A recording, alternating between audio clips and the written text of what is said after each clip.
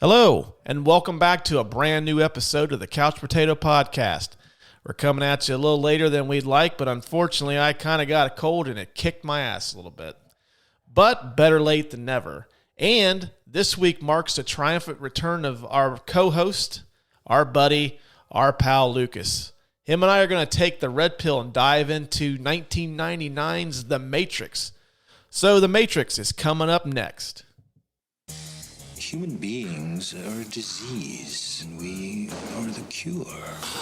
Now, So you're here to save the world. everything you know about reality, So what do you need? Guns. Lots of guns. everything you believe about the future, Buckle your seatbelt, Dorothy, because Kansas is going bye-bye. will be a thing of the past. No one can be told what the Matrix is. Whoa. You have to see it for yourself. The Matrix. All right, welcome back to the delayed episode of the Couch Potato Podcast. This was supposed to come out on Tuesday, but I had a bit of a cold and couldn't speak. But hey, you know what, laryngitis? You can go fuck off, pal. Doing much better now. So this is going to be an awesome episode. This also marks the return of Lucas. Lucas, what's going on, dude? Not much, man. It's good to see you. Good to hear from you.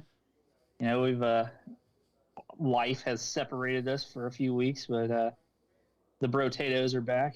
Yeah, it's just one of those things where just life gets in the way sometimes. So, but in your steed, we've had some pretty awesome co-host fill-ins. So I appreciate everybody for all the effort they put in when I wasn't there. we recovered nicely from the critically panned Midnight Run episode.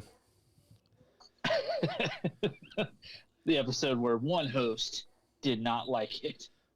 And, or guest host, I should say. Yeah, Ocean's 11 seems to be pretty popular. I've got nothing but positive feedback from it, so that one turned out pretty good. Good. We'll have to have Steven back sometime too. So Steven was pretty awesome on that. Yeah, I gotta be honest, I haven't been able to check it out. Well, we Once again, started that like, hashtag Lucas Watch Ocean's 11, so Yeah, hashtag I still haven't. So hashtag fucking up. But on today's episode, since there's a new movie coming out, what is it, December the 22nd? I believe so, yep. We're doing The Matrix today. Woo! Yeah, this is one of your favorite movies, isn't it? It is, yeah. I think you're going to ask me when the first time I seen it was, and I don't remember, but I'm pretty sure it was in the early 2000s. Yeah. This movie I actually seen opening weekend. I was just blown away. Like, I had never seen anything like this. Yeah, Like- it's pretty incredible. It's like just how, still today, even looking at it today, like the special effects just blow you away still. Yeah, it still holds up really well. I watched it on Sunday because I thought we were going to be able to do this on Sunday. But here we are Wednesday night. And now we're finally getting to it. This movie's actually spawned a franchise. There is 3 sequels. They did an anime movie and a video game, if I'm not mistaken, right? At least one. Plus, I was going to cover this in a little bit later, but yeah, there's a lot of things that spawned from this movie. Yeah, well, we'll just concentrate. The sequels, Matrix Reloaded and Matrix Revolutions. Thoughts? Because I'll be honest with you, we're not going to be visiting those movies, so might as well get them out of the way now. I don't hate the second one. I didn't particularly care for the third one, and the anime was pretty cool, but it wasn't really necessary. I didn't even see the anime. I'd played the video game because I remember the video game was based on Jada Pinkett Smith's character.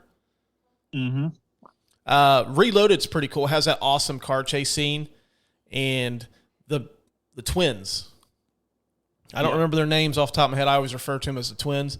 Those two were pretty awesome. Matrix Revolutions, I fucking hated it. And as a matter of fact, I got a free movie rental from Blockbuster. I forget what soda company was. If you twisted off a cap, they were giving away prizes, and one of the things they were giving away was free movie rentals to Blockbuster. And for those of you that listen that don't know what Blockbuster was, it was a giant video chain. A giant video store chain. There was thousands of them across the country. You could go into this store and rent a movie, take it home with you. You had to bring it back. Well, some people did anyway. Yeah, some people did. As a matter of fact, I remember I used my free movie rental for the third one, and I ended up taking it back, and I said that there's something wrong with the disc, and it wouldn't play for me. And just got something else. That's awesome. Yeah, just didn't like it. I sat through and I watched all of it, but I didn't like it, so I was like, I'm just going to take this thing back. Yeah, it wasn't very good. That might be one of the many reasons why Blockbuster's out of business now. Free movie rentals on shitty movies. Right. Or they were just giving out like people were just taking back movies they didn't like, saying that the disc didn't work when they were perfectly fine. Of course, that Blockbuster I took it to, I think they probably just said, you know what, fuck it, just put it back on the shelf. That's probably why Blockbuster doesn't exist, because the employees are fuck it. Right.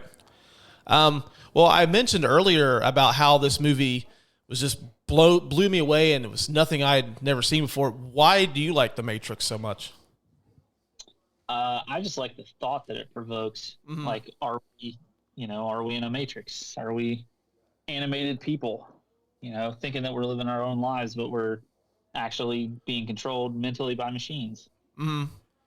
Plus, it's a great action movie. It's just, there are some slow parts, but really when it gets kicked up, it kicks up, and it's awesome and just kicks your ass. Mm-hmm. It's great. I know for me, I felt that even going into the 90s, there was still a bit of the 80s action movie hangover, where action movies were didn't really make you think. It was just kind of like they were kind of dumb, that's what made them great. But I still felt they were kind of dumb, really didn't put any thought into it. And I think The Matrix was like the first movie that, it was a very thought-provoking action movie. Right. Which, even to this day, you still don't get that too often. And I know they incorporate sci-fi into it and stuff, but I think just for that, I think that kind of was one of the nails in the coffin for, the 80s style action movie. Because after this movie came out, they started making them to where they were a bit more sophisticated. You got movies like Speed, which was good, but still, it's kind of a dumb premise. I'm not hating on Speed. Speed's fucking awesome. Also stars Keanu Reeves. But, and yeah. Very attractive Sandra Bullock. The Wildcat. But, yeah, that, and then, the special effects, pretty much after this movie, the bullet time concept was in everything. Video games, what was that, Max Payne? That was a mode that you could use on Max Payne. Then I think they used it in one of the Scary Movies, didn't they? Oh yeah, because they bent back and they couldn't stand up or something. They hurt their back. And plus, it was a really cool. They blended a lot of different action genres into one movie. You got the Hong Kong, the gun ballet movies or the Hong Kong action movies. You got the high wire martial arts aspect of it too, then sci-fi and all that stuff. So I thought that was really cool too. Yeah, it's really cool how they blend all that stuff together. Mm-hmm. Another video game I was thinking of that I was going to mention is Conker's Bad Fur Day. They had the agency shootout scene on there. Oh, I never played Conker's Bad Fur Day because that was a Nintendo 64 game, right? Yeah. Yeah. See, I only had that for the wrestling games. That was it. I think I owned all the wrestling games and then GoldenEye. Well, honestly, that's all you needed for the 64. Maybe Mario, but I didn't even fuck with Mario. Really? Nope, wasn't a Mario guy growing up. The Nintendo ones, yeah, but the old Nintendo. But right now. Yeah, next time I see him in person, he's probably gonna just rip me a new one. Him and his wife, who, by the way, doesn't like The Princess Bride. God, come on. But we won't get into that. Ready to start these categories? Let's do it. All right, The Tale of the Tape. This was released on March the 31st, 1999. This stars Keanu Reeves, Lawrence Fishburne, Carrie Ann Moss, Hugo Weaving, and Joe Pantoliano. All repeat performers on the Couch Potato Podcast, except for Hugo and Carrie Ann. Joey Pants was in Hugo Midnight Run, the episode everybody hates. And then Keanu Reeves and Lawrence Fishburne are in John Wick 2. Yeah. This was directed by the Wachowski brothers, which do a little research on them. Yeah, they're the Wachowski sisters now. Rotten Tomatoes score of 88% from critics and 85% from audiences.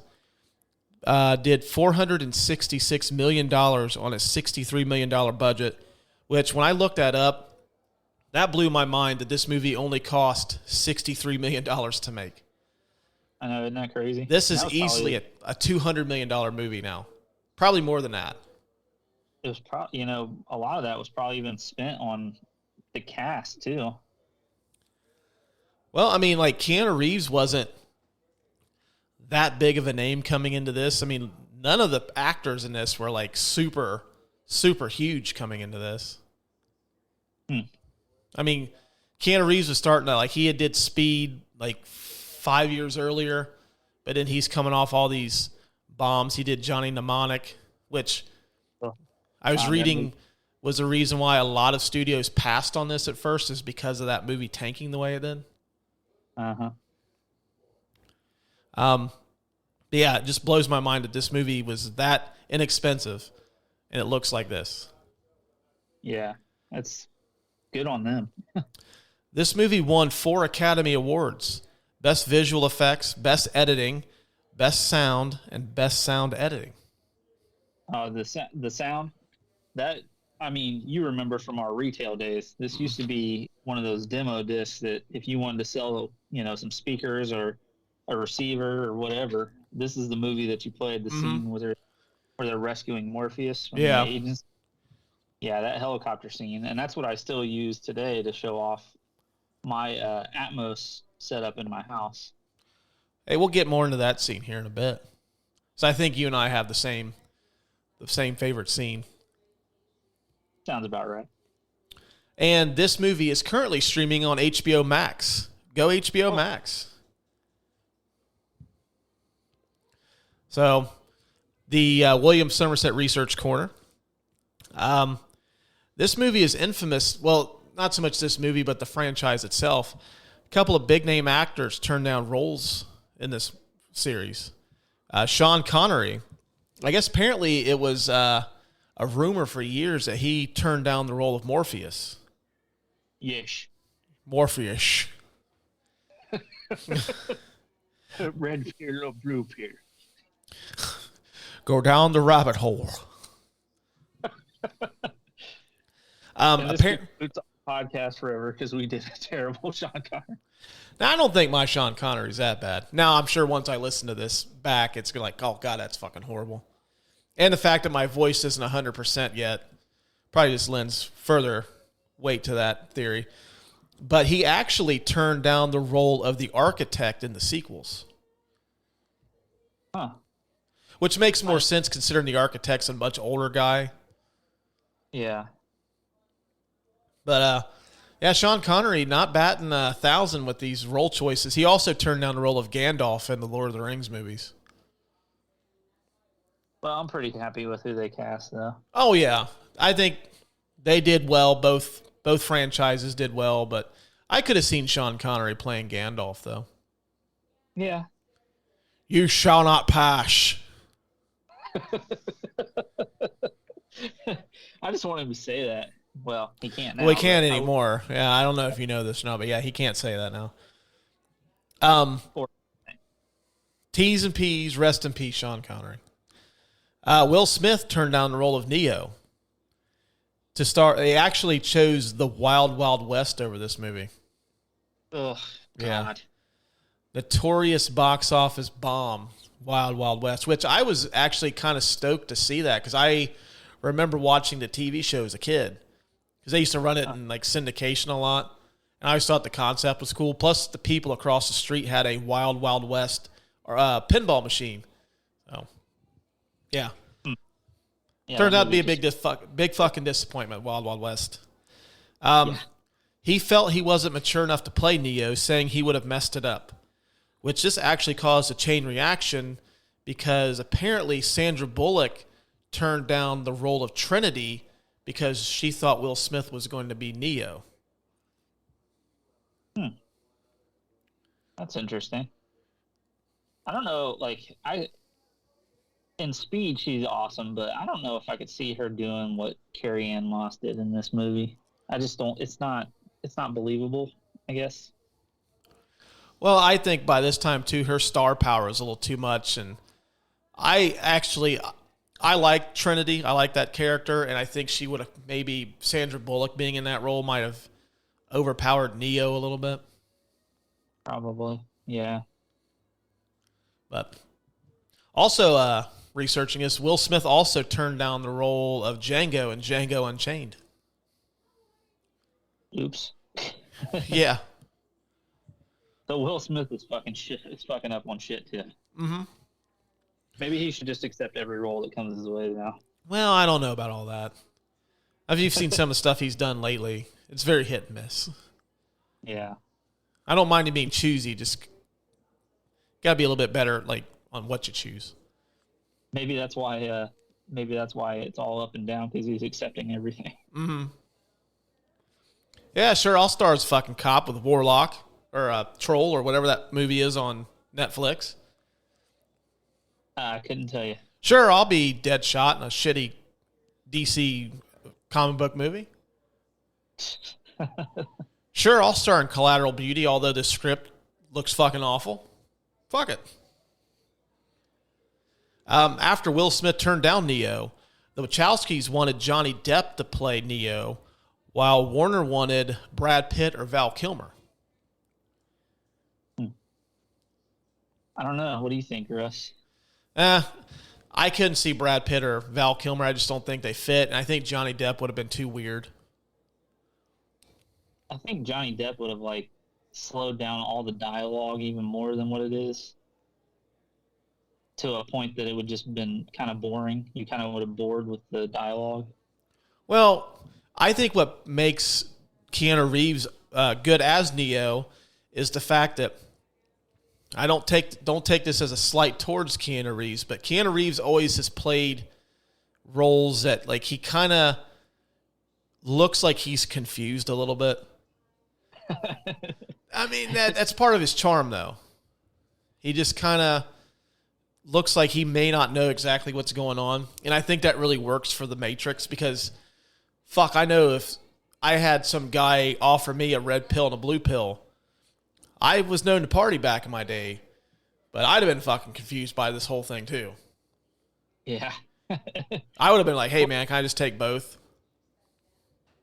I don't want to slight on him either, but I don't know if you've seen any interviews, but he also sounds confused when he talks in, like, you know, in normal everyday life. But you know what, though? I think that's what makes Keanu Reeves awesome, though. So he doesn't try to be somebody he's not. And, I mean, he's a very smart man. I've read, like, tons of interviews about him. He knows his shit. Seems like he knows a thing or two. Much smarter man than me. But he just kind of has that look about him like he doesn't know exactly what's going on. And I guess apparently Warner Brothers warmed up to Johnny Depp, but Keanu Reeves ended up winning the role because Keanu was more into the concept of the movie than Johnny Depp. Yeah, I feel like Johnny Depp wouldn't really believe in this sort of thing. Mm-hmm. You know? Renowned Hong Kong stunt coordinator Wu Ping Yen refused to work on this movie, even though he liked the script. And I guess he made some outrageous demands to basically get the Wachowskis to leave him alone. At first, I guess he asked for an exorbitant amount of money, which they agreed to pay him. And then he made the demand that he wanted complete control of the stunt coordination, even being able to train the actors for 4 months before shooting even started. And the Wachowski's like, all right, fuck, deal. You got it, man. And then he ended up taking the job, and the rest is history. Nice. I think I pronounced his name right. If I didn't, I apologize. But you guys know by now that I fuck up somebody's name every episode. So why is this going to be any different? Well, I'm just glad you attempted it, not me. I think I got it right. I think. If I didn't, please somebody let me know. I believe in you.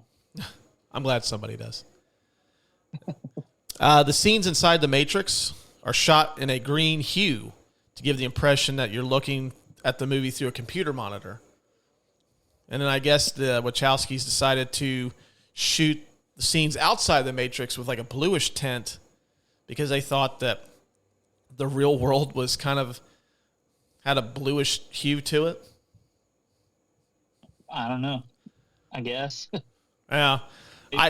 I never noticed it until I watched it on Sunday, and I noticed that when they're inside the Matrix, it does give off like a green aura about it. Yeah. So I never really picked up on the blue, though. When they're outside, if you look at like the skyscraper windows, instead of being kind of a, when you're in a big city, they kind of look grayish a little bit. They look like they have a blue tint to them. Oh, that makes sense. I'll have to look at that again when I watch it again. It had been a minute since I'd seen it last, but I'll revisit this again here soon. Lucas, what do you got for research, man? So my first one actually was the green and the blue tint, but we covered that one. Way to go, Russ. Way to fuck things up already. Oh, stop it. Hey, at least you've been on every episode. Well, I'd hope so. I got all the equipment at my house. Yes. If I'm doing episodes, that means I climbed into your house and started recording without you knowing, and that's a little weird. Yeah, or you're using some black market type stuff. I found this recorder at Dollar Tree. Cost me $1.10 because they raised prices. What the fuck, man? You're supposed to be the Dollar Tree, not $1.10. Anyway, so the scene towards the beginning when the agents are coming after Neo, Keanu actually climbed out the window without a stuntman. Oh, really? Yeah, and without a stunt double. He was 34 stories in the air. Shit. That's hardcore right there. That's taking your acting to the next level. Yeah, that the Tom Cruise stunt school for filming. He didn't break his ankle jumping from a building, though. He did not. Which, that respect to Tom Cruise, because that's badass. Oh, hell yeah. Like, that guy has... I don't know what he does, or why he does it, but hey, man, kudos to you. Like, I'll never fucking hang out of an airplane. Yeah, and plus, I don't know if you saw, but after he did that, he got up and ran on it. So, yeah. So a lot of this movie was filmed in Australia, in Sydney, Australia. Mm-hmm. Even though, really, the Matrix isn't really in a city per se, like a actual city, kind of an invented city. But they, when they were filming the helicopter scenes, they flew through restricted airspace and actually shut down production for quite a while. Oh, wow. Yeah, they had to change the laws in New South Wales so that the Matrix could keep filming. Wales in England or Australia? New South Wales. Oh. I don't know. I think they call them states in Australia. Maybe our Australian listeners can educate us, but I think they're states. Yeah. Well, we have been gaining some traction over there. So, yeah, please, all of our Australian friends, please write the show an email or follow us on socials and let us know if you guys are states or provinces or what. The last one I've got is Morpheus in Greek mythology is actually the god of dreams, which is kind of ironic because Morpheus is all about waking everybody up from their dreams. Yeah. I think it's kind of cool. Yeah, it's kind of cool. I think it's kind of cool. Morpheus, probably my favorite character in this series of movies. He's really good. Producer Adam, is that all you had for us? Yes, sir. All right, producer Adam contributed a couple of fun facts here. Agent Smith refers to Cypher as Mr. Reagan during their meeting. This makes him the only character in the movie besides Neo to be identified by both their Matrix identity and their real-world handle. Huh. That's pretty cool.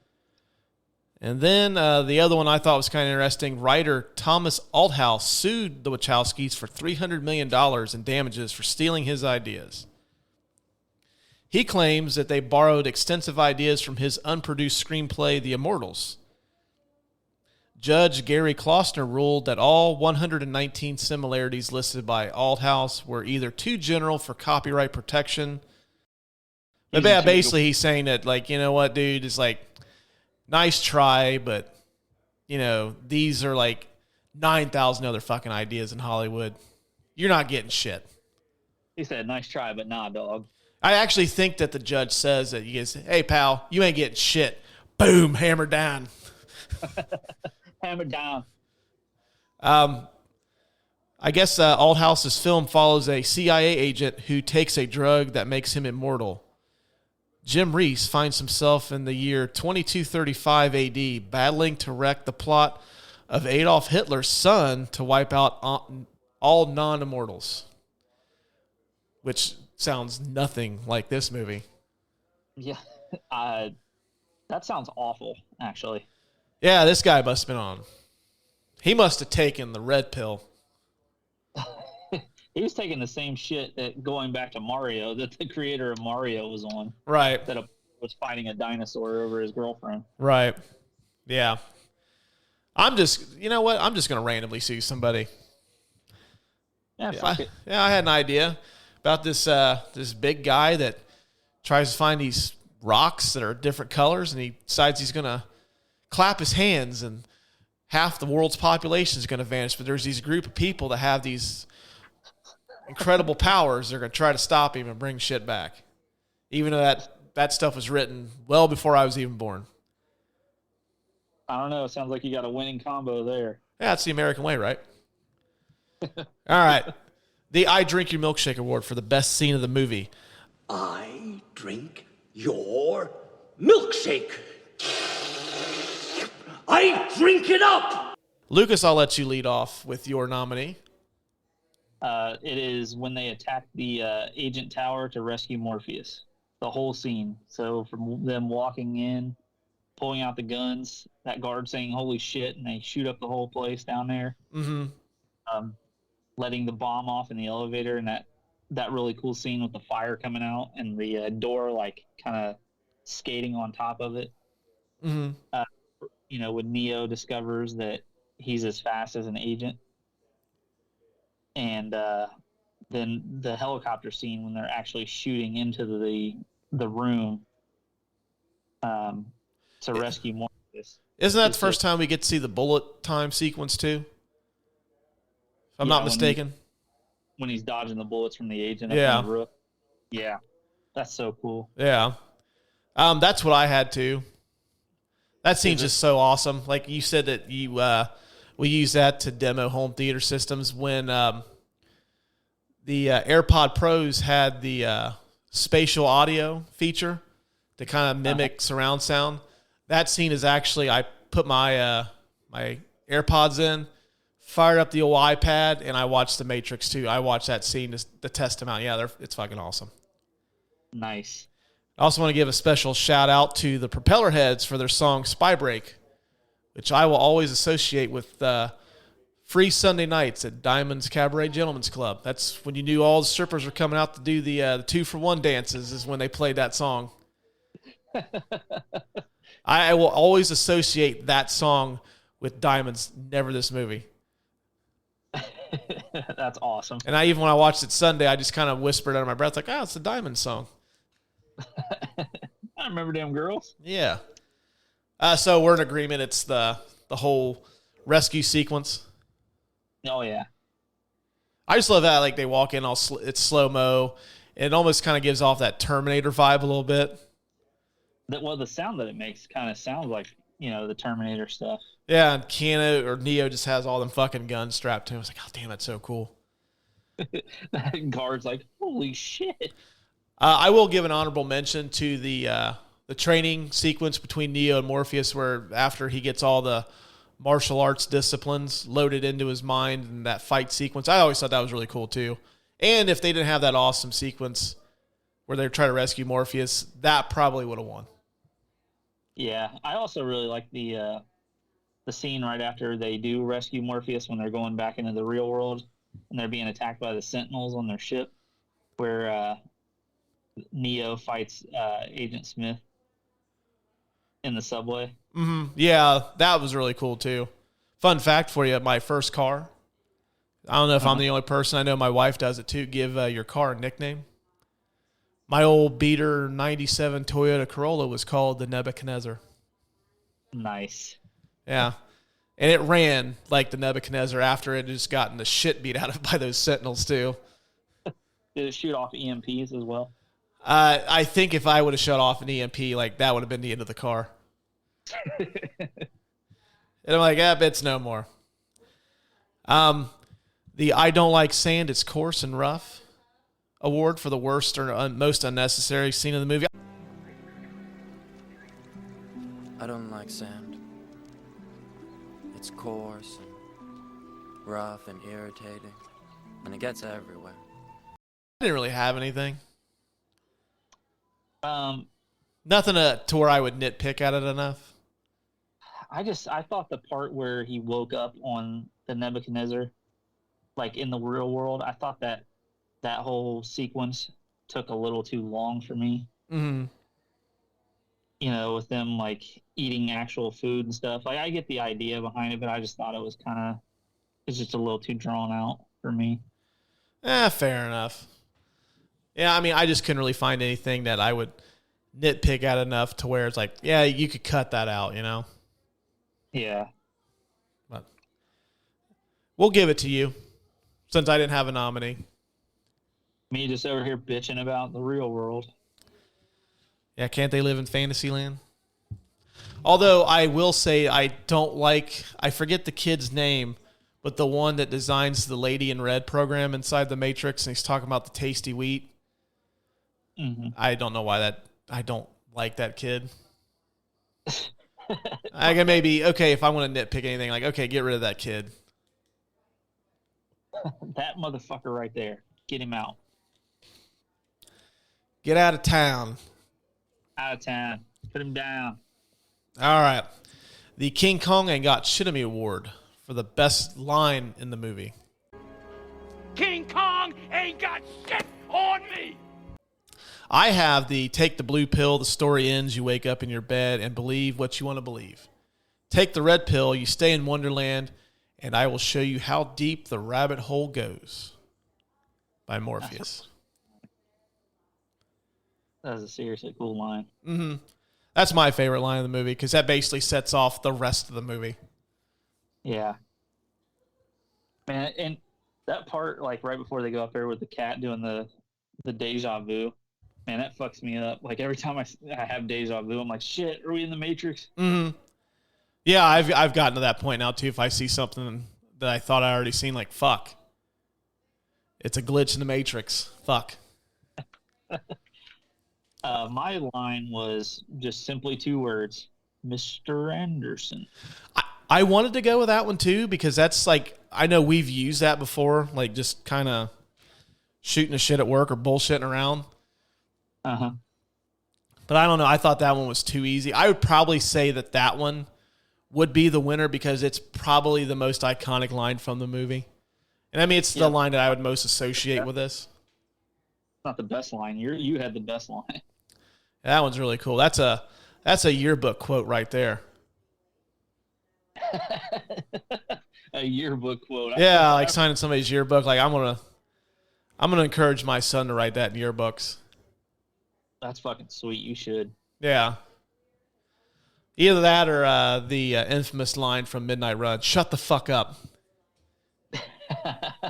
Right, that one. Say, like, somebody's parents is gonna see, like, he's telling people to take the red pill or the blue pill, and they're not gonna know, and it's gonna be like, oh my gosh, he's trying to get people to take drugs. Oh, that boy's on the dope. It's like, Like, oh, obviously you've never seen The Matrix. Way to go, Karen. Fucking shit up for everybody. Just like Karens do.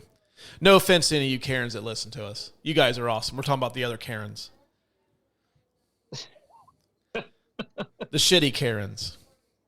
The shitty Karen. That sounds like a band name. Oh, I'm sure it probably is. They're probably like kind of in the vein of the band in Scott Pilgrim. Kind of like alternative rock. The shitty Karens live at the VFW. So are we giving it to the Mr. Anderson as the best line of the movie? No, we're giving it to yours. Oh, really? We won't go to that one? Okay. Oh, yeah. Simply because it's a yearbook quote? Yep. What was the name of that band in Wayne's World, though? The Shitty Beatles. Shitty Beatles, yes. Thank you. That was going to drive me nuts if I didn't ask you that. Adam threw a couple of suggestions out here.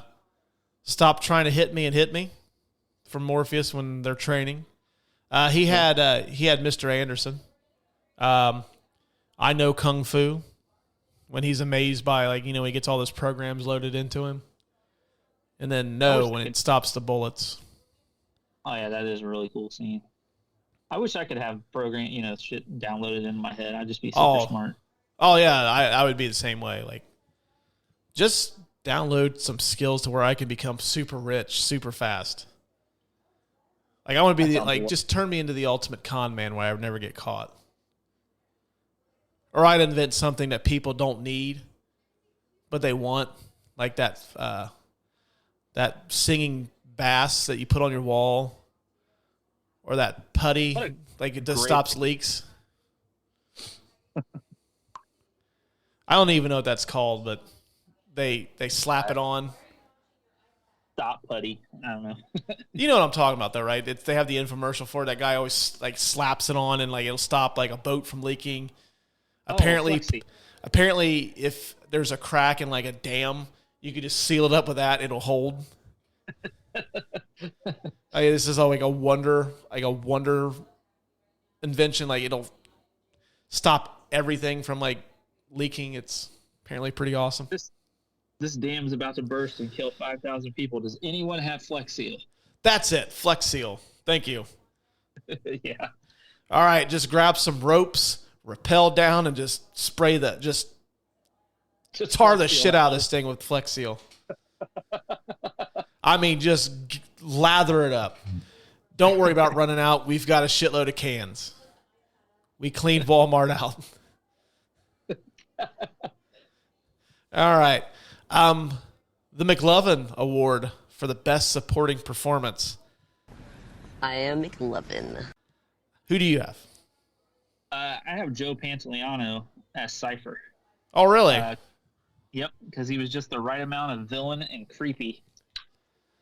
That part where he stands over Carrie Ann Moss when he's about to pull the plug on her freaks me the fuck out. It's very rapey. It is really creepy. I thought about giving it to him, and I think maybe my nominee's in it a little too much. Maybe he is a little too integral to the story, but I am nominating Hugo Weaving as Agent Smith.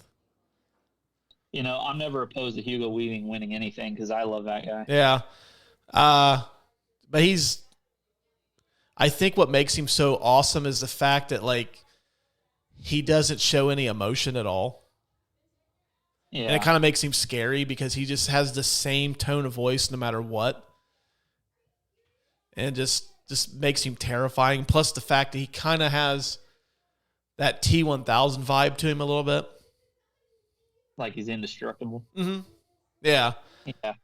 Yeah, I thought about Joe Pantoliano, but I don't know, man. Hugo Weaving is definitely my nominee. He's actually, I would say, probably my second favorite character in the series, really. I like Neo. I like Trinity. I've said Morpheus is my favorite character, but I don't know. Agent Smith is fucking awesome. He definitely drives the story forward in a very interesting way. Mr. Anderson. Yeah, every time he shows up and says that, he knows shit's about to go down. Mm-hmm. So we giving it to Hugo, or are we going to give it to Joey Pants? Let's give it to Hugo. Did Adam have anybody? No, he didn't have anybody in his notes. Huh. Well, yeah. Looks like it's old Hugo to me. All right. The Eric Stoltz Award for the performer you would recast. I really didn't have anybody. I kind of dug the performances in this, except for maybe the kid that plays the Tasty Wheat / the programmer for the Lady in Red. Like, can get that dude the fuck out of the movie. Just that whole scene gives me the creeps. When they're talking about the wheat, like the tasty wheat, I don't know what it is. It just grosses me out. Yeah, I don't know. He plus that food they were eating looked like fucking snot. Yeah, it probably was. They wouldn't know. Actually, if I could go back to the worst scene, I'd maybe cut that scene out or just trim it up. Just get rid of that dude's fucking dialogue. Don't even show me the fucking food. Like, I don't give a fuck what they're eating on that boat. See, you're with me. It was just too long. It was too drawn out. Yeah. All right, yeah, we'll get rid of that one. Cut it out. Get it down. Put it down. I had Carrie Ann Moss because she has the emotional range of a 2x4 in this movie. Mm-hmm. I just felt like she was just for somebody like when she tells Neo that she's in love with him and all that stuff. I don't know. I just thought that was really poorly acted. I didn't feel like she actually meant that, you know? Well, I don't think she really did because Carrie Ann Moss, I believe, was married at the time they filmed this. As was Keanu Reeves. I feel like if I came up over Keanu Reeves, and I would actually mean that I loved him. I love you. That's actually how I say I love you too. Yeah. All right, well, I tell you what, since you're the only one with a nominee, we will give it to Carrie Ann Moss. Sorry, Carrie Ann, I really don't have a compelling argument. Like, I thought she was good, but I mean, I think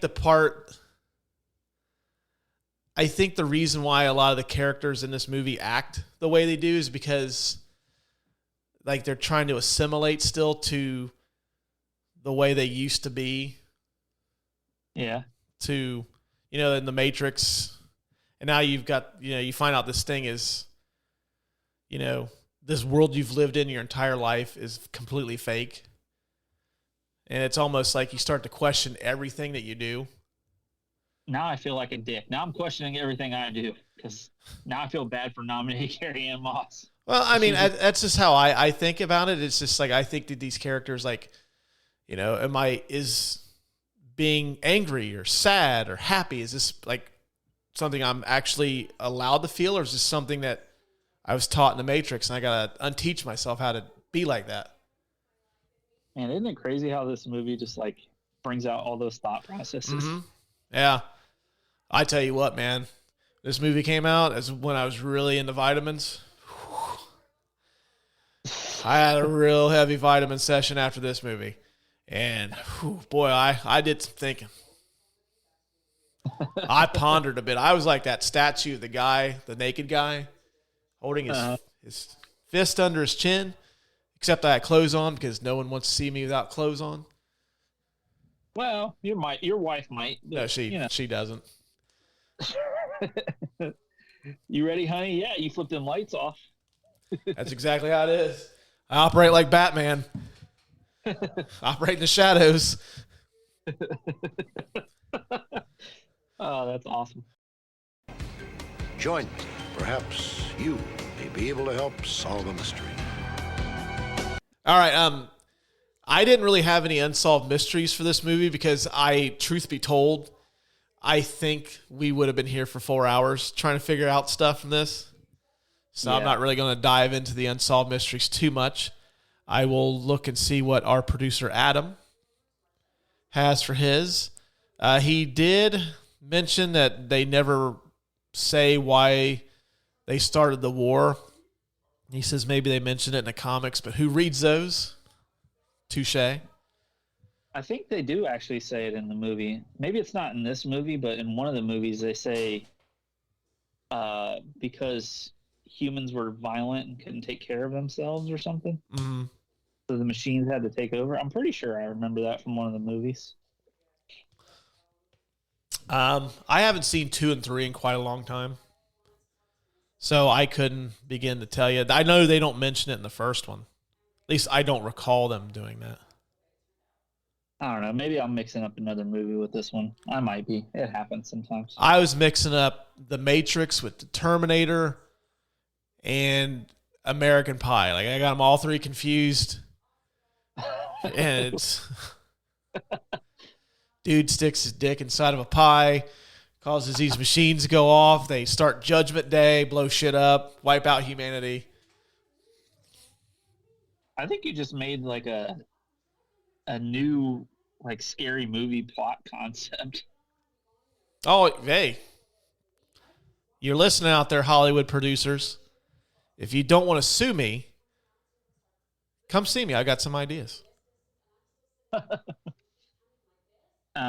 My unsolved mystery I have, it's really more of like a theoretical question. It relates to the movie, but it's not about the movie. Some scientists theorize we're actually in a simulation. So are we in the Matrix? Nah, I don't think so.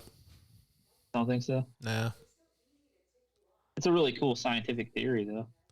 Oh, I'm sure it is. I mean, that's one of the reasons why I didn't want to really nominate anything for Unsolved Mysteries of the movie, simply because we'd have been here all fucking day trying to figure out if the Matrix is real, and just like we like to keep these around an hour. Imagine if we were stoned right now talking about this shit. Oh yeah, this would be like a 6-part episode. Just the unsolved mystery part would be five parts. Yeah, we've got like our favorite things in the movie, and then like we've just broken it down into 5 installments. It's like the fucking Time Life books that you used to hear commercials about as a kid. Volume 6. Oh man, I forgot about those. Why does Agent Smith look like Agent Smith?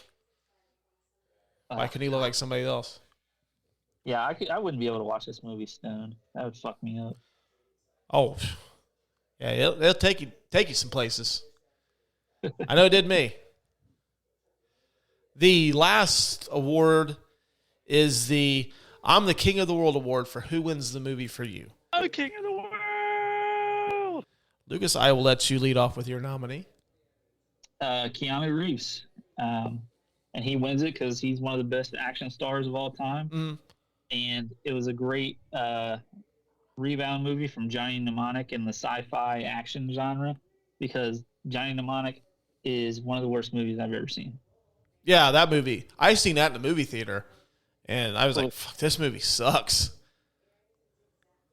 Yeah, that movie's awful. Although, you already know the movie that I think is the worst movie of all time. You and I spent $18 going to a movie theater, and then we had to go lick our wounds and eat some awesome pizza afterwards.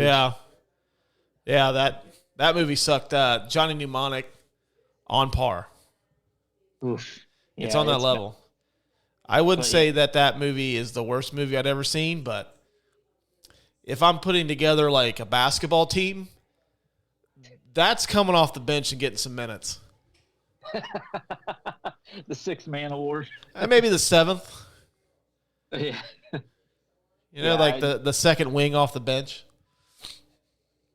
Yeah, I mean, Keanu Reeves, because honestly, he's like, now I'm sitting here thinking about the movie, it's kind of a superhero movie, too. Mm-hmm. A guy discovering that he's, more powerful than everybody else in a world. That's kind of a superhero thing, I think. Mm-hmm. It's funny, like, we talked about this where we thought Keanu Reeves is like the greatest action star of all time. Mm-hmm. He's Johnny Utah in Point Break. He's John Wick. He's Jack Traven in Speed. But this is his most iconic role. Yeah. I mean, somebody on a trivia, like on a game shows, like name one Keanu Reeves movie, I would probably name this movie first. Yeah. Which is really saying something. I know for me, I wanted to nominate Keanu Reeves, but I figured that because this was supposed to be a 3-man team tonight, but unfortunately scheduling didn't work out quite the way we wanted it to, and then of course I shit the bed and get sick. But I figured you or producer Adam was going to nominate Keanu, so I did, and I nominated the Wachowskis just to be a little different. And I nominated them because considering going into this, they had written a script for a bad Stallone movie, which is Assassins. Uh-huh. And then they made a moderately successful indie movie called Bound with Jennifer Tilly and Gina Gershon. They're two lesbians who steal money from a mobster. It's really good. I highly recommend that movie. Heard of it. Oh, dude, check it out. It's really good. Really good. But they sold Warner Brothers on the concept of this movie, and Warner Brothers like, all right, here's a check, $60 million. Go do your thing. They didn't really meddle in it too much, and I mean, I'm always for the artist versus the studio 9 times out of 10. So, I mean, it's really cool that Warner Brothers just kind of stepped aside and let them do their thing. That's who I'm giving it to. However, Adam presented a nominee, which is a little outside the box, and I kind of like it. This is kind of who I would want to win.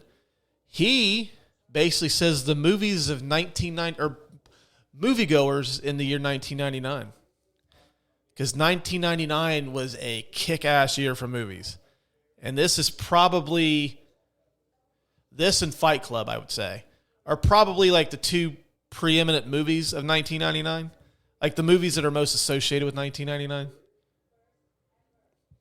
Yeah, I agree with that. And in 1999, we got The Return of Star Wars.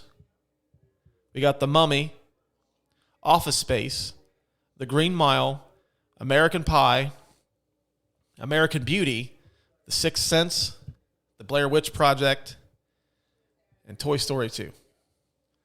And The Matrix. Plus, like, Election was really good. There's a ton of good stuff in 99.